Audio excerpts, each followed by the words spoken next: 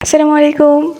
প্রথমে আমি আমার পুরো পরিবারকে ধন্যবাদ জানাচ্ছি আমার পাশে থাকার জন্য। আজকে আমি আপনাদেরকে দেখাবো আমার ছাদ বাগানের ড্রাগন ফল গাছ। এই গাছটি হচ্ছে ড্রাগন ফল গাছ। ড্রাগন ফলের নাম কম বেশি সবাই শুনেছি। আমরা কি জানি এই ফলের কত রকমের উপকারিতা রয়েছে?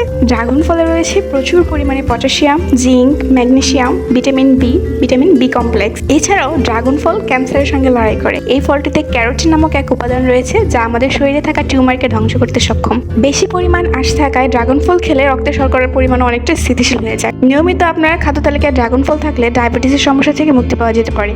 কিন্তু ফল কিনে খাওয়ার ক্ষেত্রে আপনাকে সচেতন হতে হবে। অসাধু ড্রাগন চাষিরা ফুলে ড্রাগন টনিক নামের এক ধরনের রাসায়নিক স্প্রে করে। এই কারণে ফল দেখতে অনেক বড় হয়, কিন্তু ফলের কালার পুরোপুরি লাল হয় না।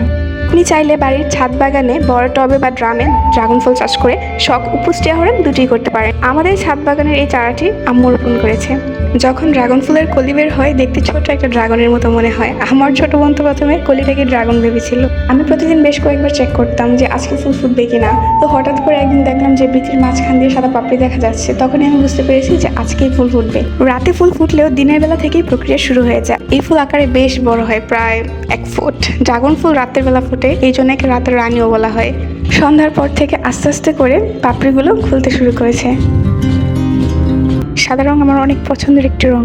আর ফুলটি দেখতে মাশাআল্লাহ অনেক সুন্দর ছিল।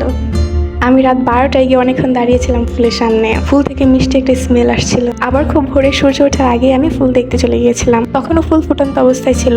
এক ঝাঁক মৌমাছি ফুলগুলোকে ঘিরে রেখেছিল। মৌমাছিগুলা ফুলের সুগন্ধের কারণে আকৃষ্ট হয়েছিল। সূর্য ওঠার সাথে সাথেই ফুলটা নেতিয়ে যায়। এই ফুলটি শুকিয়ে যায় এবং বীথি থেকে ড্রাগন ফল তৈরি হয়। যদি বীথি থেকে ড্রাগন ফল তৈরি না হয়, তখন বীথি সহ ফুলটি হলুদ হয়ে ঝরে পড়ে যায়। ফুল ফোটার 30 থেকে 40 দিন পরে আমরা একটি পরিপক্ক ড্রাগন ফল সংগ্রহ করতে পারি। আমাদের এই ড্রাগন ফলটি পরিপক্ক হওয়ার পরে আমি আবার একটি ভিডিও আপলোড করব। Till then, bye by.